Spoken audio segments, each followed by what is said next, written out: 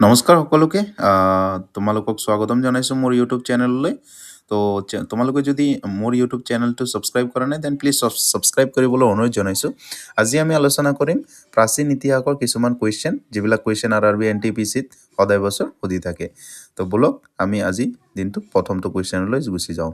তো প্ৰথমটো কুৱেশ্যন হৈছে যে শিক্ষকসকলৰ বাবে নীতি নিৰ্দেশনা থকা বুদ্ধ ধৰ্ম গ্ৰন্থখনৰ নাম কি আছিলে? আমি সকলোৱে জানো যে বিনয় পিটক। তো দ্বিতীয়টো কুৱেশ্যনলৈ আগবাঢ়িছোঁ। তো পশুপতিৰ মোহৰ কোনটো যুগত পোৱা গৈছিলে? পশুপতিৰ মোহৰ কোনটো যুগত পোৱা গৈছিলে? তো এইটো আনচাৰ হ'ব হৰপ্পা সংস্কৃতিত। তো আমি তৃতীয়টো কুৱেশ্যনলৈ গুচি যাওঁ। মহাভাৰতৰ মূল নাম কি আছিলে? তো মহাভাৰতৰ মূল নাম আছিলে যে আনচাৰটো হ'ব কি জয়া সংহিতা। তো আমি চতুৰ্থ কুৱেশ্যনলৈ আগবাঢ়িছোঁ।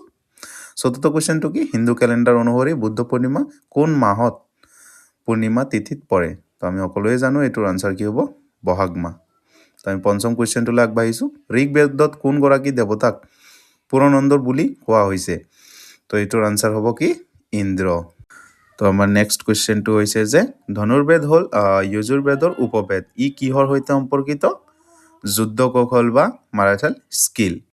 তো আমাৰ নেক্সট কুৱেশ্যনটো হৈছে যে চাৰিখন বেদৰ ভিতৰত কোনখন য়ান সূত্ৰৰ বেদ বুলি জনা যায়?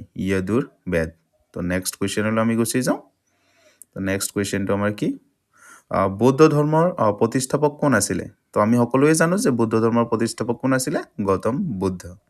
তো আমি নেক্সট কুৱেশ্যনলৈ গুচি তো নেক্সট কুৱেশ্যনটো হৈছে গৌতম বুদ্ধ কোনটো গণ বা বংশৰ আছিলে? তো আমি সকলোৱে জানো যে এইটো শাক্য বংশৰ আছিলে। গৌতম বুদ্ধ কোন বংশৰ আছিলে? শাক্য বংশৰ।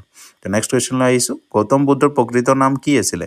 গৌতম বুদ্ধৰ প্ৰকৃত নাম আছিলে সিদ্ধাৰ্থ। তো সকলোৱে জানো এইটো মষ্ট ইম্পৰ্টেণ্ট কুৱেশ্যন হয়। তো নেক্সট কুৱেশ্যনলৈ আমি আহিছোঁ। বুদ্ধ ধৰ্মত পদুম আৰু ষাঁড় গৰুৰ চিহ্নই কি সূচায়? জন্ম বুলি সূচায়।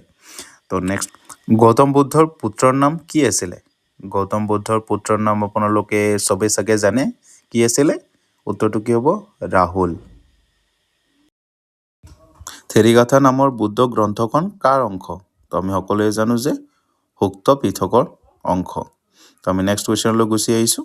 নেক্সট কুৱেশ্যনটো আমাৰ কি মিলিন্দ পন্হা গ্ৰন্থখন কিহৰ সৈতে সম্পৰ্কিত?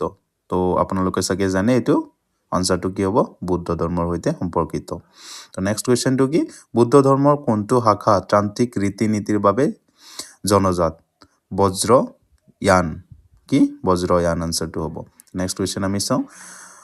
বুদ্ধ ভিক্ষুকসকল বাস কৰা মাথক সাধাৰণতে কি বুলি কোৱা হয়? কি বুলি কোৱা হয়? উত্তৰটো কি হ'ব বিহাৰ বুলি কোৱা হয়। নেক্সট কুৱেশ্যন আমি চাওঁ। বুদ্ধ ধৰ্মত অভয় মুদ্ৰাৰ অৰ্থ কি? নিৰ্ভয়তা বা সুৰক্ষা। নিৰ্ভয়তা বা সুৰক্ষা। নেক্সট কুৱেশ্যন আমি গুচি যাওঁ। কোনখন বেদক গানৰ কিতাপ বুলি জনা যায়? আমি সকলোৱে জানো যে এইটো আনচাৰটো কি হ'ব সামবেদ বুলি হ'ব। তো নেক্সট কুৱেশ্যন আমি আহি যাওঁ। কাক ভাৰতৰ নেপোলিয়ন বুলি জনা যায়? এই কুৱেশ্যনটো মষ্ট ইম্পৰ্টেণ্ট, প্ৰত্যেকটো এক্সামতে আহি থাকে। আনচাৰটো কি হ'ব সমুদ্ৰগুপ্ত। তো হামি মহাবীৰৰ জন্ম ক'ত হৈছিলে? হামি মহাবীৰৰ জন্ম হৈছিলে ক'ত? কুন্দ গ্ৰামত। তো নেক্সট কুৱেশ্যনলৈ আমি গুচি আহিছোঁ। বাণভট্ট কোনজন ৰজাৰ ৰাজকবি আছিল? তো আমি এইটোৰ আনচাৰটো কি হ'ব হৰ্ষবৰ্ধন। তো নেক্সট কুৱেশ্যনটো আমাৰ কি আছে কনিষ্ঠ কোনটো বংশৰ মহান ৰজা আছিল? তো আমি সকলোৱে জানো কুষাণ বংশৰ। তো আমি নেক্সট কুৱেশ্যনলৈ এতিয়া গুচি আহি আছোঁ। আমাৰ নেক্সট কুৱেশ্যনটো কি জৈন ধৰ্মৰ বৰ্তমানৰ ৰূপ দিয়া পবিত্ৰ ব্যক্তিগৰাকী কোন? মহাবীৰ। আনচাৰটো কি মহাবীৰ। আমি নেক্সট কুৱেশ্যনলৈ গুচি আহিছোঁ। মানুহে ব্যৱহাৰ কৰা প্ৰথমটো ধাতু কি আছিলে? মানুহে ব্যৱহাৰ কৰা মষ্ট ইম্পৰ্টেণ্ট কুৱেশ্যন। মানুহে ব্যৱহাৰ কৰা প্ৰথমটো ধাতু আছিলে কি তামা। তো নেক্সট কুৱেশ্যনলৈ আমি গুচি আহিছোঁ। মহাবীৰৰ পিতৃৰ নাম কি আছিলে? মহাবীৰৰ পিতৃৰ নাম আছিলে কি সিদ্ধাৰ্থ। মহাবীৰৰ পিতৃৰ নাম সিদ্ধাৰ্থ আছিলে। তো ৰাষ্ট্ৰকূট বংশৰ প্ৰতিষ্ঠাপক কোন আছিলে? ৰাষ্ট্ৰকূট বংশৰ প্ৰতিষ্ঠাপক আছিলে দন্তি দুৰ্গ। তো আমি নেক্সট কুৱেশ্যনলৈ গুচি আহিছোঁ।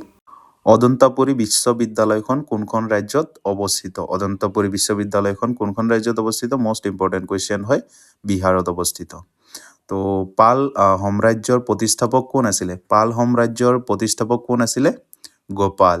তো সকলোৱে মনত ৰাখিব গোপাল আনচাৰটো।